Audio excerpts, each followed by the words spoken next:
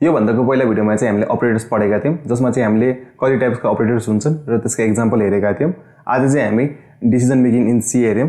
हाम्रो रियल लाइफमा पनि कुनै यस्तो सिचुएसन आउँछ कि हामीले डिसिजन केही टास्कको बेसिसमा लिनुपर्ने हुन्छ।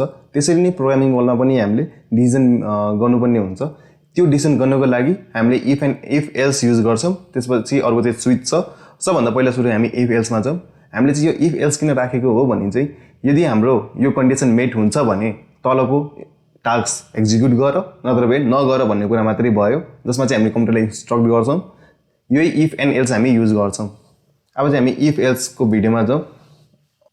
अब चाहिँ हामी इफ स्टेटमेन्ट हेर्यौं जसमा चाहिँ इफ को काम चाहिँ के हो भन्ने कुरा बुझ्यौं। यहाँ चाहिँ मैले यहाँ इफ स्टेटमेन्ट राखेको छु जसमा चाहिँ if statement is used to decide whether a certain statement or block of statement will be executed or not. That is, if a certain condition is true, then a block of statement is executed, otherwise not. भन्नाले के भन्यो भने चाहिँ यदि हाम्रो condition मेट भइराछ भने चाहिँ हामीले इफ को भित्र जुन बडी छ त्यो चाहिँ एक्जिक्युट हुन्छ नत्र भए हुँदैन। त्यही भन्न खोजे हो। सिम्पली भन्नाले यदि हामी पसलमा जान्छौं, यदि हामीसित कति पैसा छ, यदि त्यो पैसाको हिसाबले कुनै सामान आउँछ भने चाहिँ हामी बल्ल लिन्छौं, नआएपछि हामी चाहिँ छाड्दिन्छौं। यही हो, हामीले यहाँ यसमा पनि यही गर्ने हो। जसमा चाहिँ हाम्रो सिन्ट्याक्स यो छ, इफ छ, त्यसपछि हाम्रो ब्र्याकेट छ, ब्र्याकेट पछि चाहिँ कन्डिसन हामी राख्छौं। त्यसपछि त्यो कन्डिसन मेट भइसकेपछि बल्ल तलको स्टेटमेन्ट एक्जिक्युट गर भन्ने कुरा चाहिँ हामीले गर्छौं। सिन्ट्याक्स एउटा प्याटर्न हो जसमा चाहिँ हामी यो सिन्ट्याक्स हामीले युज गर्नुपर्ने हुन्छ सी ल्याङ्ग्वेजमा। यो प्याटर्न युज गरेर चाहिँ हामी इफ कन्डिसन युज गर्न सक्छौं भन्ने कुरा चाहिँ सिन्ट्याक्सले भन्छ है। अब चाहिँ हामी प्रोग्रामिङमा जाउँ जसमा चाहिँ इफ स्टेटमेन्ट युज गरौँ। र यो प्रोग्रामिङ जानुभन्दा अगाडि चाहिँ म फेरि इफ एन्ड एल्स स्टेटमेन्ट बुझाउन चाहन्छु, किनकि यो इफ स्टेटमेन्ट र इफ एल्स स्टेटमेन्ट दुवै एउटै प्रोग्राम हामी सिकौँ। जसमा चाहिँ कसरी युज गर्ने हो भने चाहिँ इफ स्टेटमेन्ट हामीले चाहिँ बल्ल अहिले चाहिँ इफ स्टेटमेन्ट पढ्यौँ। अब चाहिँ हामी इफ एल्समा छौँ। इफ एल्समा के छ भने यदि यो कन्डिसन मेट भयो भने यो गर, यदि मेट भएन भने चाहिँ तलको स्टेटमेन्ट एक्जिक्युट गर भनेर खोजे हो। यही हो इफ एन्ड एल्स स्टेटमेन्ट। यदि हाम्रो कन्डिसन मेट भएको छ भने चाहिँ इफ कन्डिसन मेट छ भने चाहिँ यो मात्रै एक्जिक्युट गर, यदि त्यो स्टेटमेन्ट एक्जिक्युट भएको छैन भने चाहिँ एल्स को स्टेटमेन्ट चाहिँ एक्जिक्युट हुन्छ है। अब चाहिँ हामी एक्जाम्पलमा जाउँ जसमा चाहिँ हामी प्रोग्रामिङ गरौँ। इफ र एल्स हामी चाहिँ अहिले भर्खर इफ स्टेटमेन्ट पढेका छौँ र इफ र एल्स स्टेटमेन्ट हामी चाहिँ अब यो प्रोग्रामिङमा चाहिँ के गर्यो भने इफ स्टेटमेन्ट युज गरौँ जसमा चाहिँ सबभन्दा पहिला चाहिँ हामी ह्यास इन्क्लुड गर्छौँ। त्यसपछि stdio.h हाल्छौँ। यो हालिसकेपछि अब हामी इन्ट मेन हाल्यौं।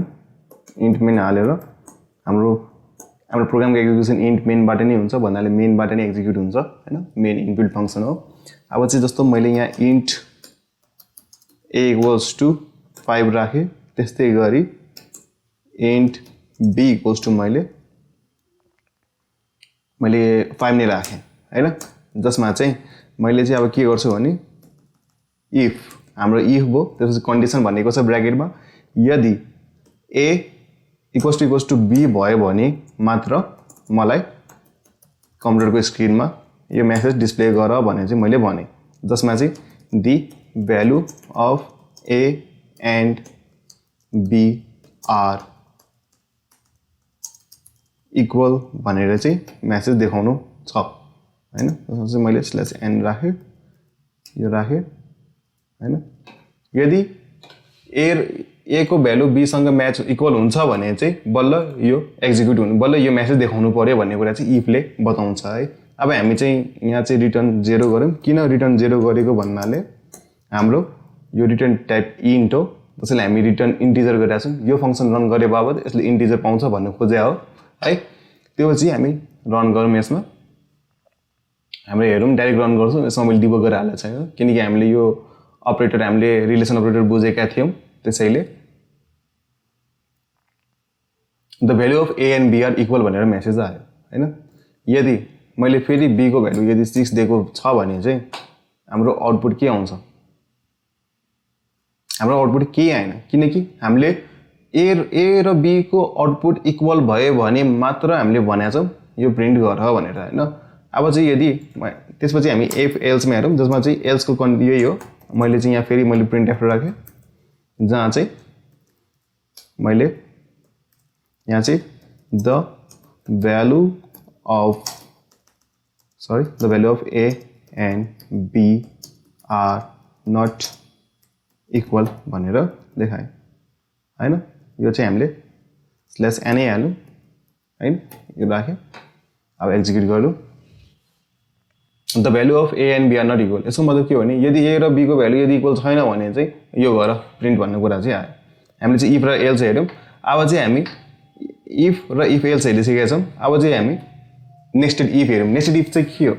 नेस्टेड इफ भन्नाले के हो भने चाहिँ इफ स्टेटमेन्टको भित्र पनि इफ कन्डिसन लगाएको छ हैन, त्यसलाई नै नेस्टेड भनिन्छ। हामी आफ्नो सिन्ट्याक्समा हेरौँ जसमा चाहिँ इफ छ त्यसपछि कन्डिसन छ हैन।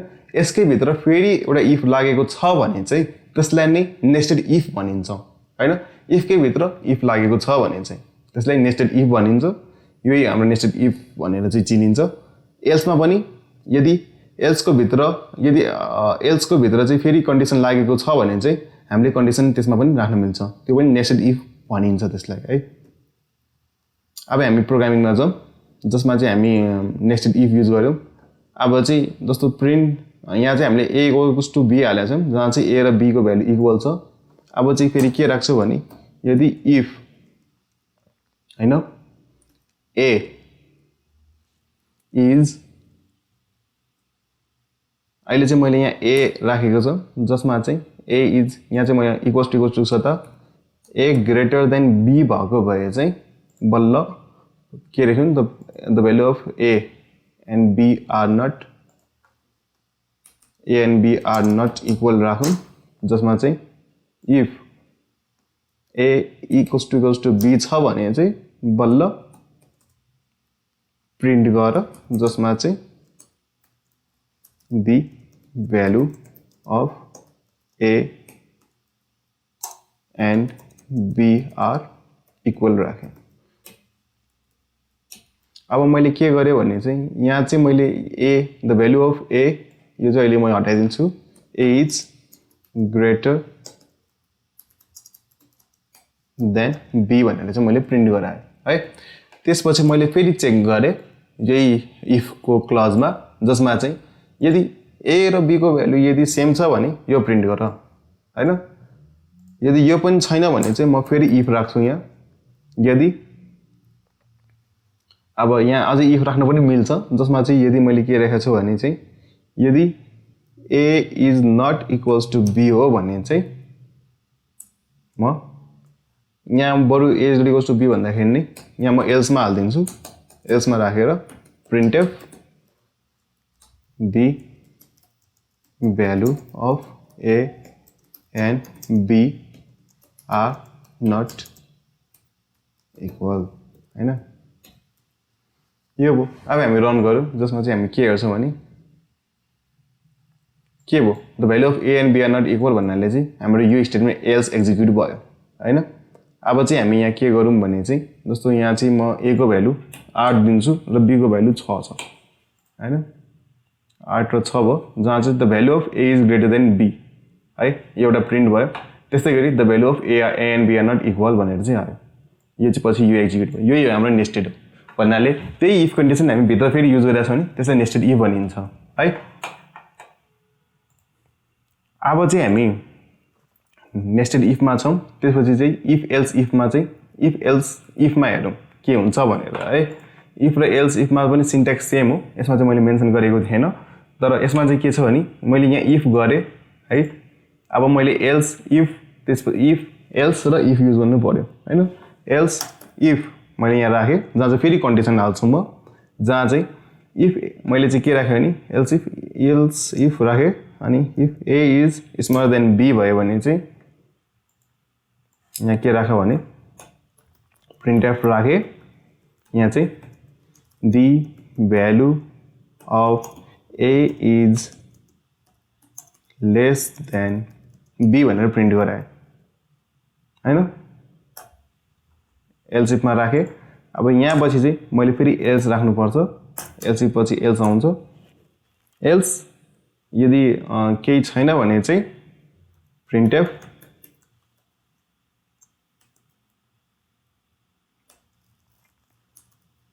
दी value of A and be are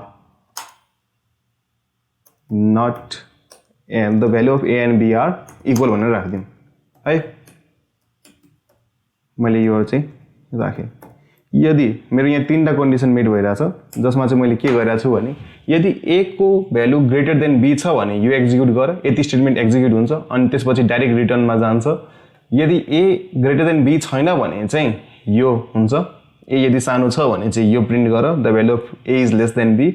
यदि यो पनि कन्डिसन यदि छैन भने चाहिँ यो चाहिँ के भने पछि इक्वलै हो भनेर थाहा पाएँ, पछि चाहिँ यो प्रिन्ट गर भन्ने खोजेँ हैन।